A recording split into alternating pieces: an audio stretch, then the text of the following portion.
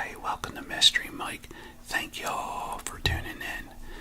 Okay, I have something pretty neat here. Before I show you it, there was a store around in the Baltimore area and the outskirts that was called Sunny Surplus. Now, I don't know if they were scattered out through the country or what, but it was a really neat store. And my mom used to take me in there when I was a little kid, and you were able to get a lot of army supply stuff that they weren't using no more from the wars. And they would sell guns and knives and furs and almost anything that was kind of left over from the army that you can think of that they weren't using anymore. And it was really a neat store, especially for a little boy to go in. And I remember some of the things I used to get there. I remember my mom got me a real neat, like a throwing knife. And I used to always get these rabbit furs. I thought that was so neat. And I can still remember I only paid $1 for a whole rabbit fur, and I remember trying to sew them together and make a coat or something like that. But when I was a little boy, that was really a neat thing, and my mom used to take me there a lot. And then I also used to go there in my teenage years as well, because they were around all the way up to then.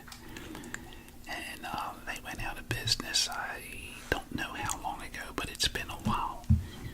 And one of the neat things I got there was this, and you can see it's a little green pouch, and it says U.S., and you know that meaning the U.S. Army. And I got a couple pouches. I have one pouch that's quite larger than this, and I gave it to my brother. And what they used to, what the army used to put in that was their gas mask, and I guess that was World War II. And it was a pouch that you would put on the side of your hip. And then I guess if they were using gas, or they thought gas was being used on them, they would lift the lid up on the pouch or whatever and go ahead and use their gas mask. And this one here, this was used for their ammo. And you can see in the back here, that would go on their belt, and I guess they would have several of these on, I'm not quite sure. And the ammo that they were using at that time was the M1 Garand 30-06, and that used to hold 8 rounds in a clip. So I want to open this up here and just show you this pouch.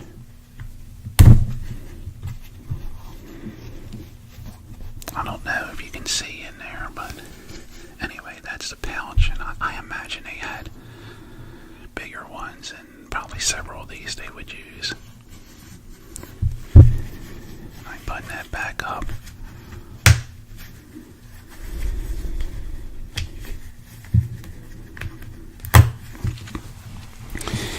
And like I said, it would hold 8 rounds, and when they were fighting the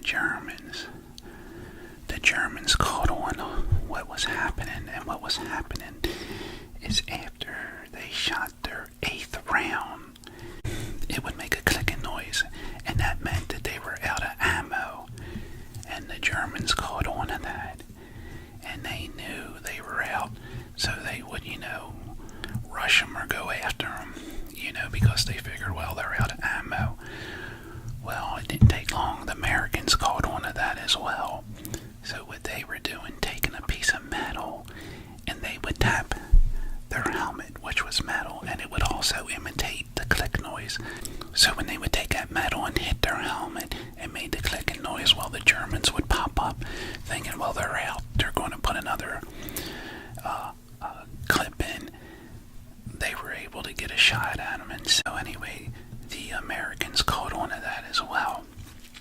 But anyway, in that Sunny Surplus, I think I mentioned that they used to sell guns, and I think some of the guns they used to sell in there were the old M130-06s as well.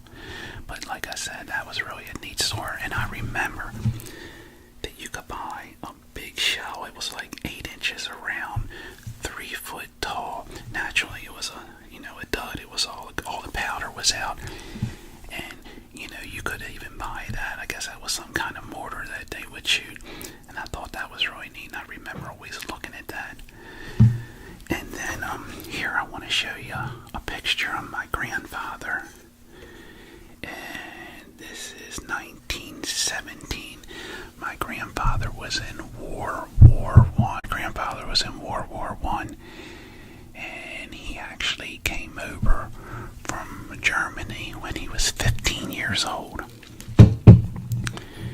And one of the reasons why he came over here is he came from a large Catholic family, and my father said the youngest over in Germany at that time was supposed to become a priest, and he didn't want to be a priest, so he ran away from home at the age of 15, and he wound up settling in Baltimore, and he worked around the Inner Harbor, and some guy that worked down there took a liking to him and offered him room and board.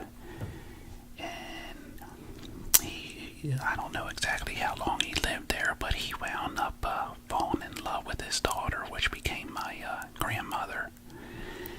And I thought that was a real neat story, and I'm glad that my grandfather made it through the war, because if he didn't, I wouldn't be here.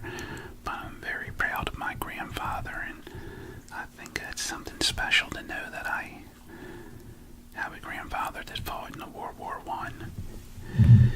So I think that's really neat, and it's really a neat plaque as well. If you look around the sides and everything with the swords and the American flag at the top, and I guess you can see the date there. So I think that's really neat. Alrighty, I hope you liked the little story here I had to tell tonight. I hope you enjoyed that as much as I enjoyed talking about it. And I want to thank everybody for watching and for everybody for subscribing.